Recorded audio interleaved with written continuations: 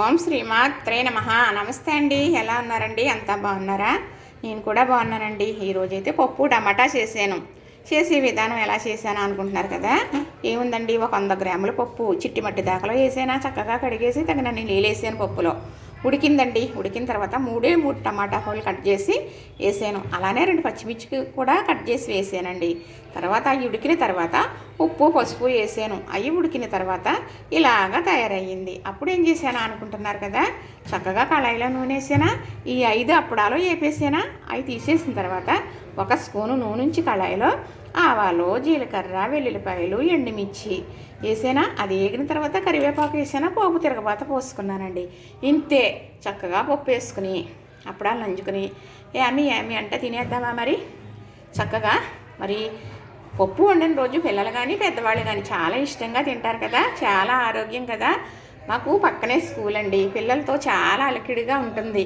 మరి దేనికి అదే ఉంటుంది కదా. ఓ పక్క నుంచేమో పాత ఇనప సమాన్లు కొంటాం అంటా వస్తారు. ఓ పక్క నుంచేమో మరి కేజీ 50 రూపాయలండి బస్తాయి పళ్ళు అని ఒకరు వస్తూ ఉంటారు.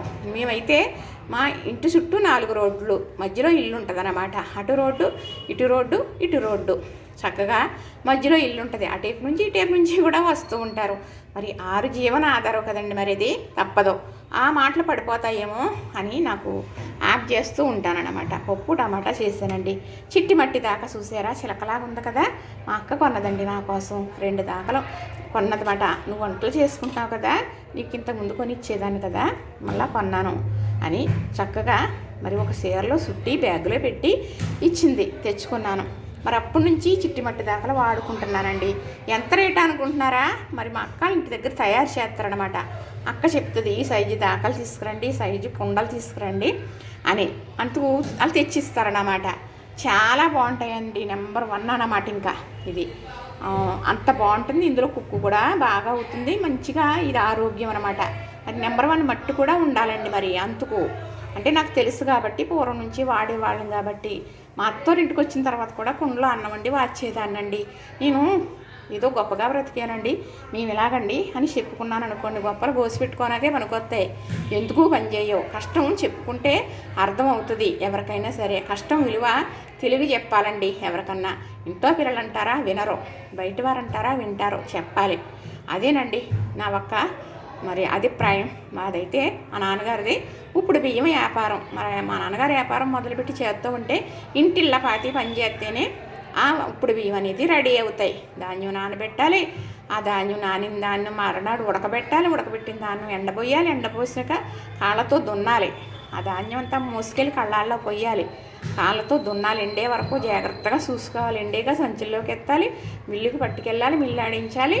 ఆ బియ్యం రేవు దాటి పట్టుకెళ్ళి అమ్మి, ఇప్పుడు బియ్యం తినేవారు ఉంటారన్నమాట, అమ్మి తెచ్చి ఆ డబ్బులతో ఇంట్లోకి ఎచ్చాలు తెచ్చుకోవాలి. అలాంటి పరిస్థితులు అందరం చేసిన వాళ్ళే. ఇప్పుడు బియ్యం వ్యాపారంలో అనుభవం ఉన్నదాన్నే. బియ్యం చూస్తే ఏం బియ్యమో చెప్పగలను నేను.